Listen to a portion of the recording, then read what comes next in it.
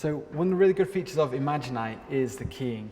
When you're on set, you haven't got lots of time to be fiddling around with keying and such, so I made this great feature where you can basically click one background, whether that's a green screen or a blue screen, white or black, and then it'll automatically figure out what kind of screen that is and remove it quite cleanly. So you can get a really good result really quickly. To test that, because I can't just tell you, I have to show you, I set up a really hard test where we've got 4 of these feathers here, and they're all in different backgrounds, so green, blue, black and white, and they're all dunked, to make it even harder, they're all dunked in like a little plastic cup of water as well, so pretty much the hardest keying subject you could ever have. So let's go and see how Imagineye does, okay? So first, we've got a white screen here, so will it pick up as a Luma key? Yes, it does, so we got a nice result there. Okay, let's try a blue screen now. Okay.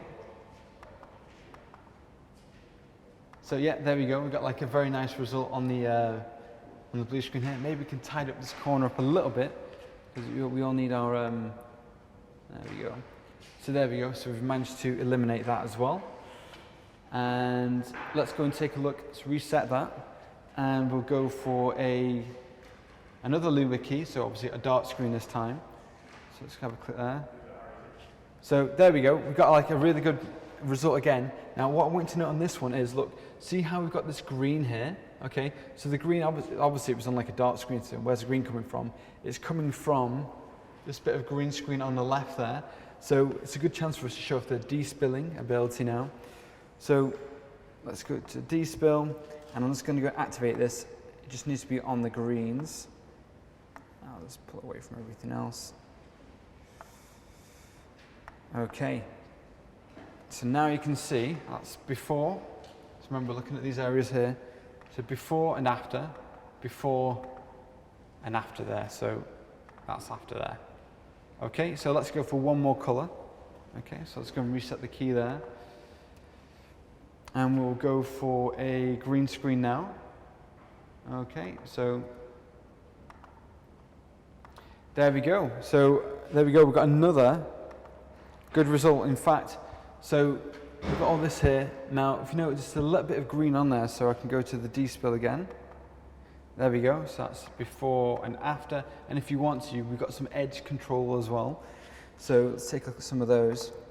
So for example, you can take the edge, you can take it, say, in and out there. So that's in. You can blur it a little bit there as well. There we go. And you can even take it out there. So you've got all these controls to really have a nice play around with it all there. Okay.